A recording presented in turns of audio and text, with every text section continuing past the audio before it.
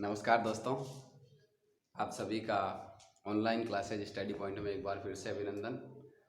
जैसा कि मैं आपको बता दूं, हम रासायनिक अभिक्रियाएं एवं उत्प्रेरक का चैप्टर लेके आए थे। उसमें से 2 क्लासें रासायनिक अभिक्रियाओं के ऊपर हो चुकी है और लास्ट रासायनिक अभिक्रिया अपने बची है उदासीनीकरण अभिक्रिया। इस चैप्टर के अंदर अपन ने रासायनिक अभिक्रियाएं तथा उत्प्रेरक दोनों के बारे में पढ़ना था। अपन रासायनिक अभिक्रियाएं लगभग कंप्लीट कर चुके हैं। एक अभिक्रिया बची है केवल, जिसमें है उदासीनीकरण अभिक्रिया। उसके बाद में अपन आज ही की क्लास में उत्प्रेरक के बारे में चर्चा करेंगे, जो इस पार्ट के अंदर, इस चैप्टर के अंदर छोटा सा टॉपिक है लेकिन फिर भी बहुत ज्यादा महत्वपूर्ण है। तो आपको ये क्लास लेना बहुत ही अनिवार्य है और उत्प्रेरकों के बारे में जानना आपका बहुत ही जरूरी है। उससे पहले मैंने जो पिछली क्लास ली थी, जो इसका सेकंड पार्ट था रासायनिक अभिक्रियाओं का, उसमें एक खेताराम जी थे, उनका कमेंट आया था कि भाई साहब आपने एल्यूमिनियम जो है उसको एक्टिविटी सीरीज के अंदर सक्रियता श्रेणी में नहीं दर्शाया।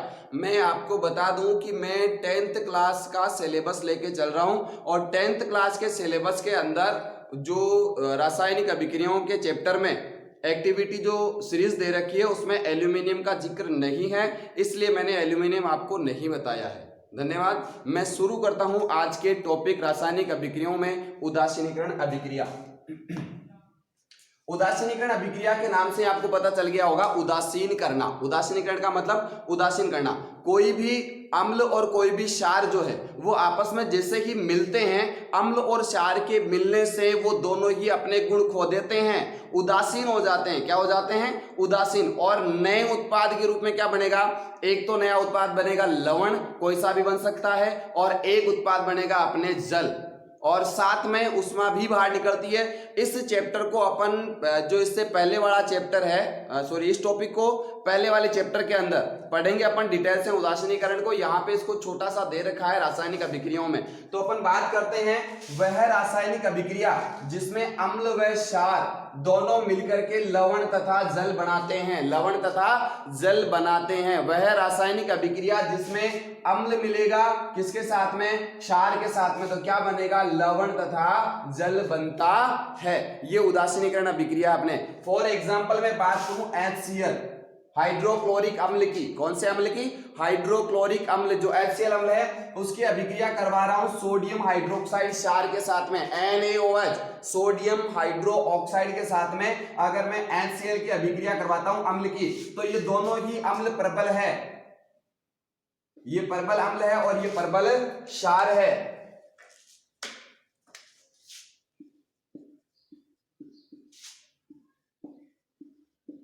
ये प्रबल अम्ल है, प्रबल क्षार है। दोनों से जो लवण बनेगा NaCl, और NaCl आपको पता होगा, NaCl जो है अपने घर पे साधारण नमक या सामान्य नमक, वो है NaCl, और ये होता है उदासीन। कैसा होता है?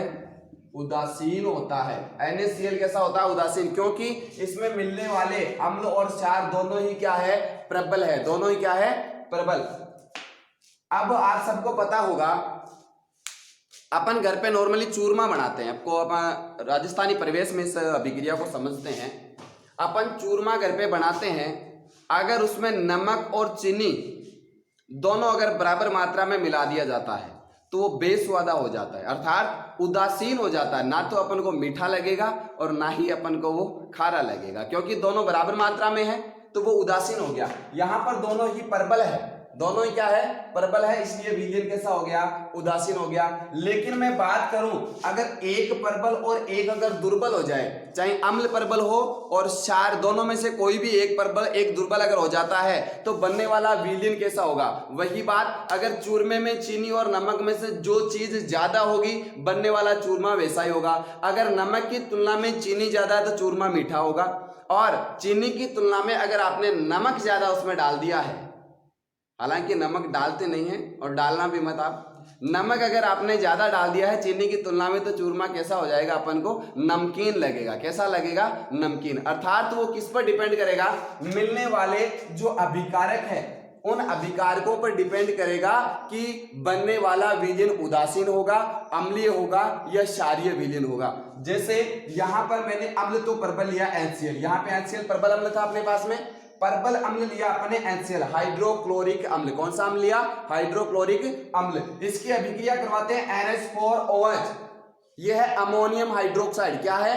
Ammonium hydroxide. ये एक प्रकार का क्षार है। क्या है? क्षार। लेकिन ये जब क्षार है ये दुर्बल है। कैसा है?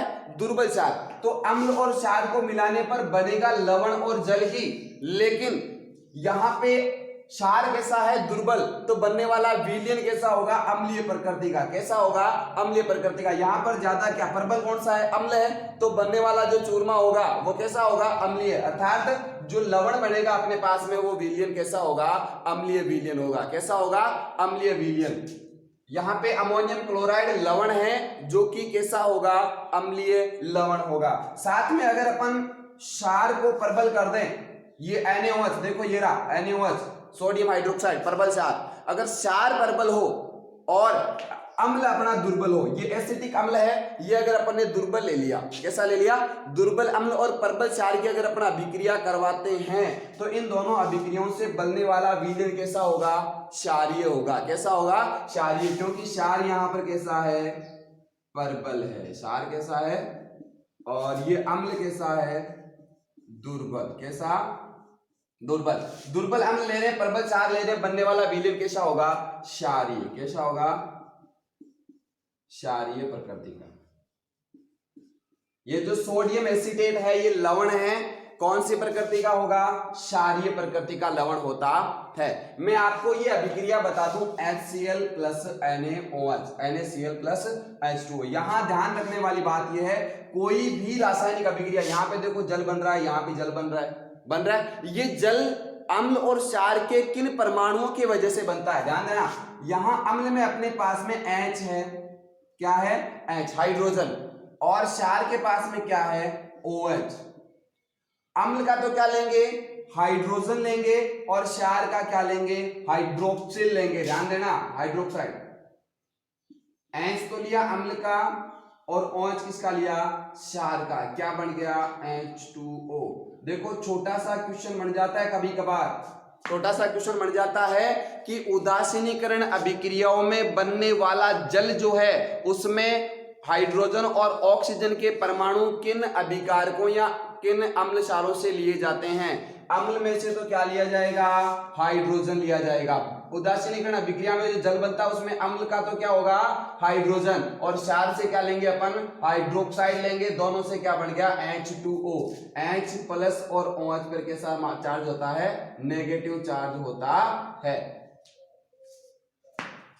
अगर अपन बात करें H और OH से तो जल बन गया, अब यहां पर तो क्या बचा? क्लोरीन। और यहां पर क्या बचा? सोडियम। सोडियम और क्लोरीन आपस में अभिक्रिया करके क्या बना लेते हैं? लवण बना लेते हैं। ये भी क्वेश्चन पूछ ले आपको कि उदासीनीकरण अभिक्रियाओं में लवण जो बनता है उसमें क्लोरीन और सोडियम, इन दोनों से क्या बन जाएगा? लवण बन जाता है। और ये आपके समझ में आ गया होगा। अगर अम्ल प्रबल होगा तो बनने वाला विलयन कैसा होगा? अम्लीय प्रवृत्ति का होगा। क्षार प्रबल है तो बनने वाला विलयन क्षारीय प्रवृत्ति का होगा। और अगर दोनों ही प्रबल है तो बनने वाला विलयन कैसा होगा? उदासीन। अपना सामान्य नमक जो होता है NaCl, वो उदासीन प्रवृत्ति का होता है, क्योंकि वो किससे बनता है? प्रबल अम्ल और प्रबल क्षार से, दोनों से मिलकर के बनता है, इसलिए विलयन कैसा होगा? उदासीन होता है। स्क्रीनशॉट लीजिए आप, साथ साथ में स्क्रीनशॉट लेते रहें, साथ में नोट्स इनके लिखते रहें। स्क्रीनशॉट में से देख करके नोट्स लिख लें, चाहे आप यहां से सीधा व्हाइट बोर्ड से देख करके भी नोट्स लिख सकते हैं। और अगर अभी तक आपने हमारे चैनल को सब्सक्राइब नहीं किया है, बेल आइकन को क्लिक नहीं किया है तो कर दें। हम आपसे कुछ नहीं ले रहे हैं, केवल ये पढ़ाने के लिए केवल इतना सा सब्सक्राइब और शेयर।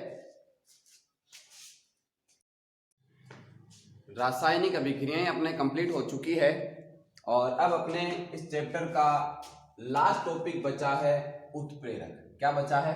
उत्प्रेरक। ये रासायनिक अभिक्रियाओं से संबंधित ही उत्प्रेरक है। ये क्या होता है? कोई भी रासायनिक अभिक्रिया हो रही है, उस रासायनिक अभिक्रिया में कुछ बाहर से पदार्थ डाला जाता है जो अभिक्रिया के वेग को बदल देता है। या तो अभिक्रिया के वेग को बढ़ा देता है या अभिक्रिया के वेग को क्या कर देता है? घटा देता है। जैसे मान लो अपन कोई अभिक्रिया करवा रहे हैं और वो अभिक्रिया बहुत धीरे धीरे हो रही है, और अपन को कुछ ही समय के अंदर अपन को उत्पाद चाहिए, तो अपन क्या करते हैं, उसमें कुछ थोड़ा सा बाहर से नया पदार्थ डाल देते हैं। वो पदार्थ क्या करेगा, जाकर के उस अभिक्रिया के वेग को बदल देता है, बढ़ा देता है, जिससे वो कम समय में अपनी अभिक्रिया क्या हो जाती है, पूरी हो जाती है। कुछ उत्प्रेरक ऐसे होते हैं जो अभिक्रिया के वेग को कम कर देते हैं। जैसे मान लो कोई अभिक्रिया बिना काम के ही बहुत तेज गति से हो रही है, अपन को उसकी गति रोकनी है या उस अभिक्रिया को रोकना है, तो अपन को कुछ बाहर से थोड़ा सा पदार्थ मिलाना पड़ेगा। वो पदार्थ जाकर के उस अभिक्रिया के वेग को क्या कर देगा, कम कर देगा, जिससे अभिक्रिया की गति कम हो जाएगी, अभिक्रिया या तो होना बंद हो जाएगी या बहुत ही धीरे धीरे होगी। किसकी वजह से, उत्प्रेरक की वजह से। लेकिन ध्यान रहे, उत्प्रेरक जो है वो खुद में कुछ भी परिवर्तन नहीं करते हैं, केवल अभिक्रिया के वेग को बदलते हैं, लेकिन खुद में उनमें कोई परिवर्तन नहीं होता है। देखो परिभाषा देखो उत्प्रेरकों की। उत्प्रेरक क्या होते हैं, किसी भी अभिक्रिया में मिलाने वाले वे पदार्थ जो अभिक्रिया के वेग को बदल देते हैं, या तो बढ़ा देंगे अभिक्रिया के वेग को, या अभिक्रिया के वेग को क्या कर देंगे, घटा देंगे, कम कर देंगे, परंतु स्वयं में कोई परिवर्तन नहीं करते। इनमें इनको जैसा मिलाया गया था अभिक्रिया में, वैसे के वैसे ही अभिक्रिया पूर्ण होने के बाद में वापस बाहर निकल जाते हैं। जैसा इनको डाला था वैसे के वैसे अभिक्रिया कंप्लीट होने के बाद में ये बाहर निकल जाते हैं। इनमें खुद में कोई परिवर्तन नहीं होता, लेकिन ये क्या कर देते हैं, अभिक्रिया के वेग को बदल देते हैं। जैसे आपने अपने ग्रामीण परिवेश में देखा होगा, दो अगर आदमी आपस में मान लो किसी टॉपिक पर बहस कर रहे हैं, तीसरा आदमी बीच में आकर के उस बहस को बात का बतंगड़ बना देते हैं और उस अभिक्रिया के वेग को बढ़ा देते हैं और उनमें क्या करवा देता है, झगड़ा करवा देते हैं। लेकिन उनमें खुद में कोई परिवर्तन हुआ क्या, कुछ नहीं हुआ, आए और चले गए, उनको थोड़ा सा उकसा के। इसी प्रकार उत्प्रेरक होते हैं जो अभिक्रिया में मिलने के बाद में उस अभिक्रिया के वेग को बदल देते हैं। जैसे वनस्पति तेल, अपने घर पे जो तेल होता है वनस्पतियों से प्राप्त होने वाला, पेड़ पौधों से प्राप्त होने वाला, सोयाबीन का है, मूंगफली का है ना, तिल का तेल है, जो भी तेल है, इन तेलों के अंदर अगर अपन हाइड्रोजन गैस मिला देते हैं तो घी बन जाता है। क्या बन जाता है, घी। आज सभी बनाना घर पे, क्योंकि लॉकडाउन चल रहा है वैसे भी, और बाजार में जो है वो जाना मुश्किल है, तो घी खाने के लिए आपको क्या करना है, अपना जो वनस्पति तेल है उसमें थोड़ा सा क्या मिलाना, हाइड्रोजन गैस। इसकी व्यवस्था आपको करनी पड़ेगी, है ना। हाँ, तो हाइड्रोजन गैस जैसे उसमें मिलाते हैं क्या बनने लग जाता है, वनस्पति घी बनने लग जाता है। क्या बनने लग जाता है, वनस्पति घी बनने लग जाता है। लेकिन मान लो किसी के घर पे शादी है, तेल तो बहुत सारा है, लेकिन 1 या 2-3 लीटर मान लो घी कम पड़ गया, तो अब वो हलवाई क्या करते हैं, उस तेल के अंदर थोड़ी सी हाइड्रोजन गैस मिलाएंगे तो क्या बनने लग जाएगा, वनस्पति घी बनने लग जाएगा। लेकिन मान लो बारात आ गई है, हाथों हाथ घी चाहिए, तब अपन क्या करेंगे, उस हाइड्रोजन और वनस्पति तेल में थोड़ा सा निकल डाल देंगे। क्या डाल देंगे, निकल धातु मिला देंगे। निकल उत्प्रेरक के तौर पर वो जाएगा और उस अभिक्रिया के वेग को बढ़ा देगा। मतलब कुछ ही समय में आपके लिए घी क्या हो जाएगा, तैयार हो जाएगा। ध्यान दें वापस, वनस्पति तेल थे, हाइड्रोजन गैस डालने पर क्या बनता है, वनस्पति घी। वनस्पति घी कौन सा, अपने जो डालडा घी आता है वो। डालडा घी किससे बनता है, वनस्पति तेल से। उस तेल के अंदर हाइड्रोजन गैस डाल करके क्या बनाया जाता है, डालडा घी या वनस्पति घी बनाया जाता है। अगर आपको कुछ ही समय में बहुत जल्दी अगर आपको क्या चाहिए, डालडा घी चाहिए, वनस्पति घी चाहिए, तो उसमें क्या डाल दो, निकल उत्प्रेरक डाल दो, जो अभिक्रिया के वेग को बढ़ा देगा। और कुछ समय बाद में आपको क्या मिल जाएगा, बहुत सारा घी मिल जाएगा। अब अपन बात करते हैं उत्प्रेरकों के प्रकार की। उत्प्रेरकों के प्रकार की कि उत्प्रेरक कितने प्रकार के होते हैं, क्या होते हैं। देखो उत्प्रेरकों की विशेष गुण है, ये ध्यान रखना कि उत्प्रेरक खुद में कोई परिवर्तन नहीं करते हैं, केवल अभिक्रिया के वेग को परिवर्तित करते हैं। हाँ, अब अपन प्रकार की बात करते हैं। अवस्था के आधार पर उत्प्रेरक जो होते हैं क्रिया के आधार पर अलग प्रकार के होते हैं, अवस्था के आधार पर उत्प्रेरक अलग प्रकार के होते हैं। अवस्था का मतलब आप समझ गए होंगे, भौतिक अवस्था, ठोस, द्रव और गैस, सॉलिड, लिक्विड और गैस, S, G और L। अपन पहले समांगी उत्प्रेरण की बात करते हैं। समांगी, समांगी का मतलब समान, समांगी का मतलब जिसके अंग क्या हो, समान। तो समांगी में क्या हो जाएगी, अवस्था सभी की समान। और किन किन की आपको पता है, अभिक्रिया में क्या क्या होता है, अभिकारक होता है, उत्पाद होता है और साथ में क्या होता है, उत्प्रेरक होता है। अर्थात इन तीनों की अगर अवस्था समान है तो वो उत्प्रेरक कौन सा होगा? समांगी होगा। और ये क्रिया समांगी उत्प्रेरण कहलाती है। क्या कहलाती है? समांगी उत्प्रेरण। देखो उत्प्रेरक का पहला प्रकार अवस्था के आधार पर समांगी उत्प्रेरक। अगर अवस्था समान हो, किन किन की? अभिकारकों की, उत्प्रेरक की और उत्पाद की अवस्था समान हो। जैसे यहाँ पर एग्जांपल दे रखा है आपके सामने, SO2 सल्फर डाइऑक्साइड क्या है? गैस है, आप सब जानते हैं SO2 के बारे में, है ना। और ऑक्सीजन, अगर सल्फर डाइऑक्साइड और ऑक्सीजन को मिलाते हैं, ऑक्सीजन भी एक गैस है, इनको मिलाते हैं तो क्या बन जाता है? SO3। ये अभिक्रिया अपन ने संयोजन अभिक्रिया में पढ़ी थी, आपको याद हो तो। सबसे पहली अभिक्रिया का प्रकार रासायनिक अभिक्रियाओं में SO2 प्लस O2 क्या बन जाएगा? SO3। संयुग्मन हो रहा है, दो पदार्थ मिलकर के एक ही पदार्थ बना रहे हैं, तो क्या हो गया? संयोग हो गया, संयोजन अभिक्रिया। यहां पर ध्यान देने वाली बात है, ये भी गैस है, ये भी गैस है। और अगर आपको कम समय में अगर आपको अभिक्रिया कंप्लीट करवानी है तो इसमें क्या मिला दिया अपन ने? Nitrogen oxide. ये भी क्या है?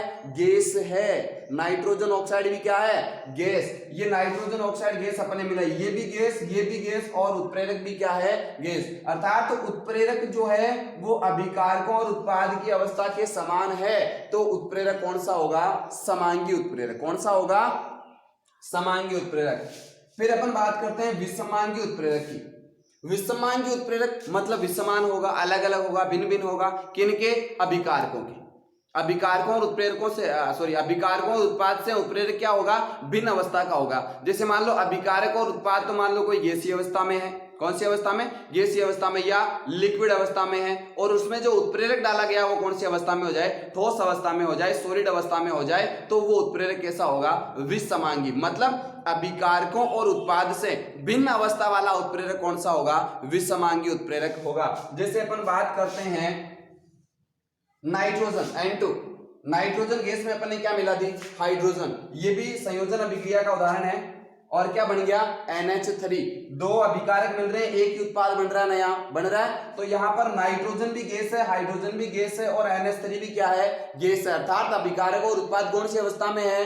गैसीय अवस्था में। लेकिन इनमें मिलाया जाने वाला उत्प्रेरक देखिए आप, Fe आयरन, लोहा, ये कौन सी अवस्था में होता है? सॉलिड अवस्था में। आप सबको पता होगा लोहा जो होता है, आयरन, वो कौन सी अवस्था में? सॉलिड अवस्था में। ये नाइट्रोजन गैस अवस्था में है, हाइड्रोजन गैस अवस्था में, NH3 अमोनिया गैस अवस्था में। लेकिन यहाँ पर Fe आयरन जो है वो सॉलिड ठोस अवस्था के अंदर है। तो ये उत्प्रेरक क्या होगा? विषमांगी उत्प्रेरक होगा, क्योंकि इसकी जो अवस्था है वो अभिकारकों और उत्पादों से क्या है? भिन्न है। अर्थात ये उत्प्रेरक कौन सा होगा? विषमांगी उत्प्रेरक, अवस्था में भिन्न। विषमांगी उत्प्रेरक। देखो यहां भी ध्यान दो आप, वनस्पति तेल, तेल है मतलब कौन सी अवस्था में होगा? लिक्विड अवस्था में। कौन सी अवस्था में? लिक्विड, मतलब द्रव अवस्था में है तेल। साथ में हाइड्रोजन गैस, कौन सी अवस्था में है? गैसीय अवस्था में, पता है सबको। लेकिन निकल उत्प्रेरक जो है वो कौन सी अवस्था में है? सॉलिड, धातु है निकल, पता है आप सबको। तो ये कौन सी अवस्था में है? ठोस अवस्था में। और वनस्पति घी, डालडा घी जब हाइड्रोजन प्रवाहित करते हैं तेल में तो जम जाता है। क्या हो जाता है? जम जाता है, अर्थात सॉलिड हो जाता है। कैसा हो जाता है? सॉलिड हो जाता है जब इसमें हाइड्रोजन गैस प्रवाहित की जाती है। ध्यान दें यहाँ पर, तेल भी लिक्विड अवस्था में, द्रव अवस्था में है, और साथ में हाइड्रोजन कौन सी अवस्था में? गैस में। और मिलाया जाने वाला उत्प्रेरक कौन सी अवस्था में है? सॉलिड। तो ये कौन सा होगा? विषमांगी उत्प्रेरक। कौन सा? विषमांगी उत्प्रेरक। यहां ध्यान दें आप, समांगी और विषमांगी उत्प्रेरक तो आप समझ गए, लेकिन कुछ बार दे देते हैं, कई बार दे देते हैं समांगी और विषमांगी उत्प्रेरण। क्या दे देते हैं? उत्प्रेरण। तो उत्प्रेरण में क्या दे देंगे? वह रासायनिक अभिक्रिया या वह अभिक्रिया जिसमें मिलने वाला उत्प्रेरक जो है वो अवस्थाओं अभिकारकों की अवस्था में समान है, तो समांगी उत्प्रेरक कहलाएगा। और इस क्रिया को क्या कह देंगे? उत्प्रेरण। और कौन सा? समांगी उत्प्रेरण। और विषमांगी उत्प्रेरण में किसी अभिक्रिया में अभिकारकों तथा उत्पाद से अगर उत्प्रेरक की अवस्था भिन्न है तो वो उत्प्रेरक तो विषमांगी उत्प्रेरक होगा, और इस क्रिया को क्या कर देंगे? विषमांगी उत्प्रेरण। आप स्क्रीनशॉट लीजिए, आगे चलते हैं। फिर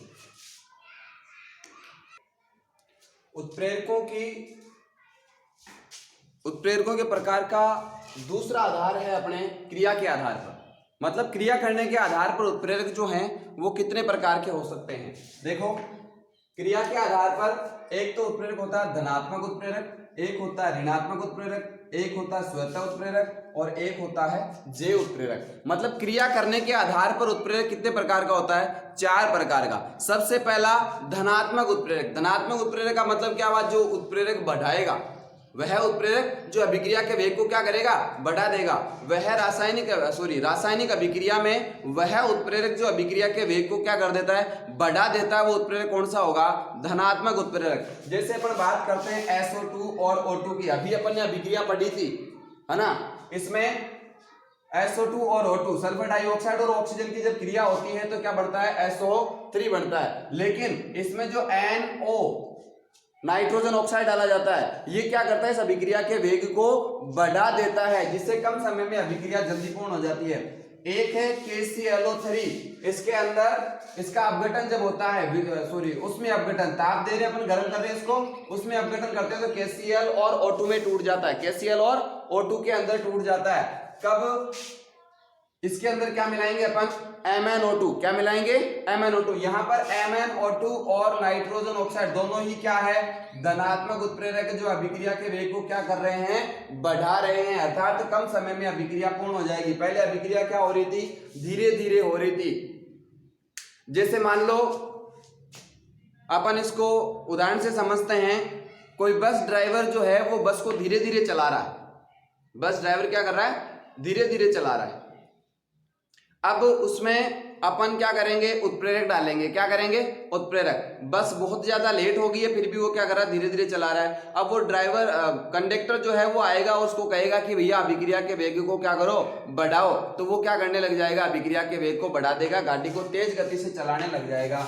उसी प्रकार अपन बात करते हैं ऋणात्मक उत्प्रेरक की। किसकी बात करते हैं? ऋणात्मक उत्प्रेरक की। ये वेग को घटाने वाले उत्प्रेरक होते हैं। अभिक्रिया के वेग को क्या कर देते हैं? ये घटा देते हैं। मान लो कोई अभिक्रिया बहुत तेज गति से हो रही है, अपन को जरूरत ही नहीं उस अभिक्रिया की, लेकिन फिर भी वो हो रही है। उस अभिक्रिया को रोकने के लिए या उसकी अभिक्रिया की गति को कम करने के लिए अपन उसमें क्या मिलाएंगे? उत्प्रेरक, जो उस अभिक्रिया के वेग को क्या कर देंगे? कम। क्या कर देंगे? कम कर देंगे, जिससे अभिक्रिया के वेग की गति कम हो जाएगी।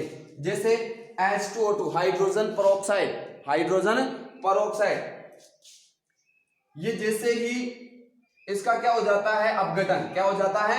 अपघटन। H2O और O2 के अंदर इसका स्वतः अपघटन होता रहता है, इसलिए इसके अपघटन को रोकने के लिए इसमें क्या मिलाया जाता है? ग्लिसरॉल मिला करके रखा जाता है। क्या मिला करके रखा जाता है? ग्लिसरॉल मिला करके रखा जाता है। आपको पूछ ले कि हाइड्रोजन पेरोक्साइड में ग्लिसरॉल मिला करके क्यों रखा जाता है? हाइड्रोजन पेरोक्साइड में ग्लिसरॉल मिला करके क्यों रखा जाता है? क्योंकि हाइड्रोजन पेरोक्साइड को खुला छोड़ देने पर वह जल और ऑक्सीजन में टूट जाता है। अपन को चाहिए क्या था? हाइड्रोजन पेरोक्साइड, और बन गया क्या? जल और ऑक्सीजन। इसलिए इसकी अभिक्रिया को रोकने के लिए, इसके वेग को कम करने के लिए अपन इसमें क्या मिला रखा है? ग्लिसरॉल मिला रखा है। क्या मिला रखा है? ग्लिसरॉल मिला रखा है। फिर बात करते हैं CHCl3+O2, इसमें क्या मिला दिया अपन ने?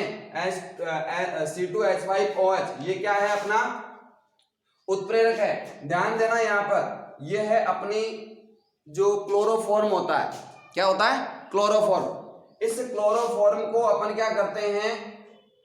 C2H5OH एथिल एल्कोहल मिला करके रखते हैं। क्या मिला करके रखते हैं? Ethyl alcohol. क्यों मिलाया जाता है एथिल एल्कोहल इसमें? क्योंकि ये जो बेहोशी की दवा है क्लोरोफॉर्म, जानते हैं आप? बेहोशी की दवा कौन सी है? क्लोरोफॉर्म। इस क्लोरोफॉर्म को अगर वायुमंडल में खुला छोड़ दिया जाता तो वो ऑक्सीजन से अभिक्रिया करके क्या बना लेती है? फास्जीन नामक हानिकारक गैस बना लेती है। क्या बना लेती है? फास्जीन नामक जहरीली विषैली गैस बना लेती है। कौन? ये क्या है अपना? ये अपना है बेहोशी की दवा क्लोरोफॉर्म। क्या है? मैं इधर लिख देता हूं,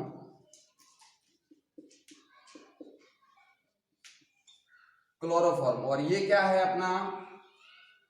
हाइड्रोजन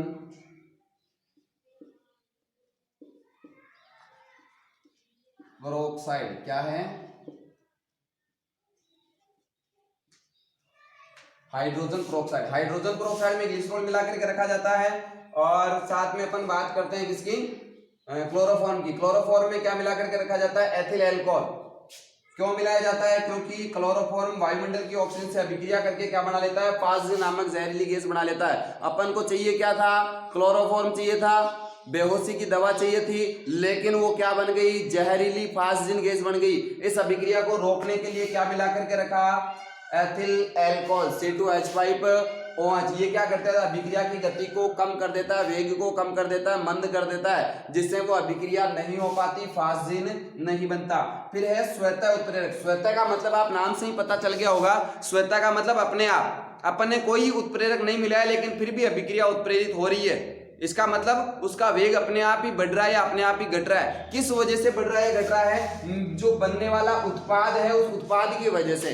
कोई अभिक्रिया हो रही थी, दोनों अभिकारक या बहुत सारे अभिकारक आपस में क्रिया कर रहे थे, उनकी क्रिया के दौरान जिससे ही उत्पाद बनना प्रारंभ हुआ, वो उत्पाद एक निश्चित मात्रा पर बनते ही अभिक्रिया का वेग क्या हो जाता है, अपने आप बढ़ जाता है। कोई भी उत्प्रेरक नहीं डाला गया, फिर भी अभिक्रिया का वेग क्या हो गया, अपने आप बढ़ गया।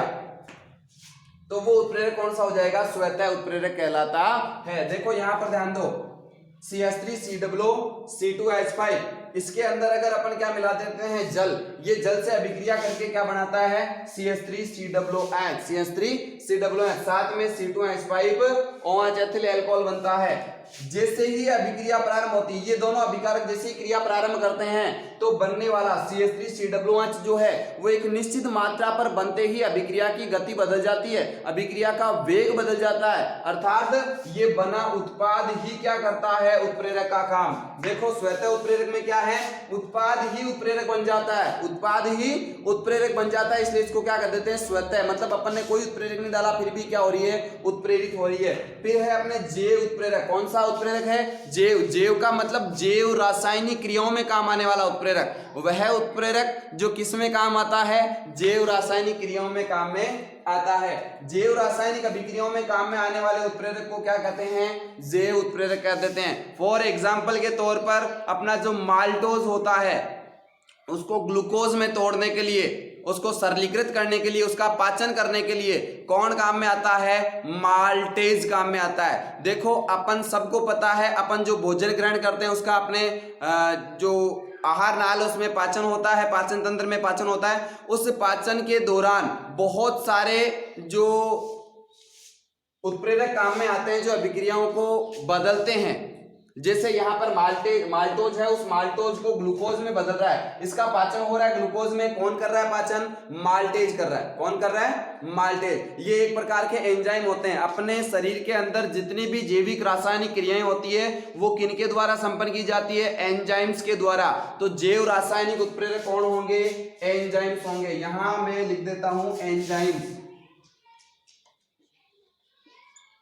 एंजाइम्स जो जैव रासायनिक क्रियाओं को उत्प्रेरित करते हैं, वो उत्प्रेरक कौन से होंगे, जैव रासायनिक उत्प्रेरक। जैसे यहां पर जैव रासायनिक उत्प्रेरक कौन सा है, माल्टेज। इसने क्या किया, माल्टोज को ग्लूकोज में बदल दिया। किसने, माल्टेज ने, जैव रासायनिक उत्प्रेरक। स्क्रीनशॉट लीजिए। हाँ ध्यान दें, उत्प्रेरकों के प्रकार कंप्लीट हो चुके हैं। अब कुछ दो बाह्य पदार्थ होते हैं जो भी रासायनिक अभिक्रियाओं में एक महत्वपूर्ण योगदान देते हैं। वो पदार्थ है, एक तो उत्प्रेरक वर्धक और एक है उत्प्रेरक विष। ये दोनों आपको धनात्मक उत्प्रेरक और ऋणात्मक उत्प्रेरक से समान लगते होंगे, लेकिन ध्यान रखना यहां पर ये गलती अपन को नहीं करनी है। धनात्मक उत्प्रेरक अलग होता है, उत्प्रेरक वर्धक अलग होता है। धनात्मक उत्प्रेरक तो एक उत्प्रेरक था, जबकि उत्प्रेरक वर्धक क्या है, एक बाह्य पदार्थ है। उत्प्रेरक तो अभिक्रियाओं के वेग को प्रभावित कर रहे थे, लेकिन ये पदार्थ जो दोनों ही हैं ये अभिक्रिया के वेग को प्रभावित नहीं करते हैं, ये उत्प्रेरकों की क्रियाशीलता को प्रभावित करते हैं। यहां ध्यान रखना विशेष, उत्प्रेरक वर्धक जो है वो उत्प्रेरकों की क्रियाशीलता को बढ़ा देते हैं, उत्प्रेरकों की क्रियाशीलता को बढ़ा देते हैं। जैसे मैंने आपको बस वाला एग्जाम्पल दिया था, कोई बस जो है वो लेट हो रही है, ड्राइवर फिर भी बस को धीरे धीरे चला रहा है, तो ड्राइवर यहां पर उत्प्रेरक है और बस क्या है, अभिक्रिया। अभिक्रिया चल रही है, बस चल रही है, अभिकारक में अभिक्रिया में उत्प्रेरक कौन है, ड्राइवर है, वो बस को धीरे धीरे चला रहा है।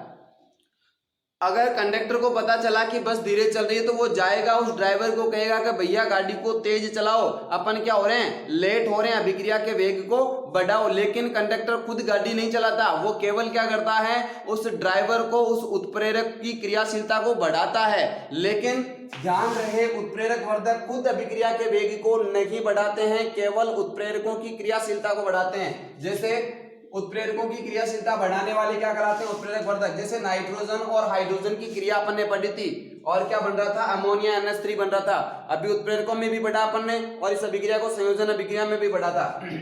यहाँ पे अपन ने उत्प्रेरक मिलाया था Fe, अभी पीछे अभिक्रिया के अंदर अपन ने मिलाया था Fe उत्प्रेरक।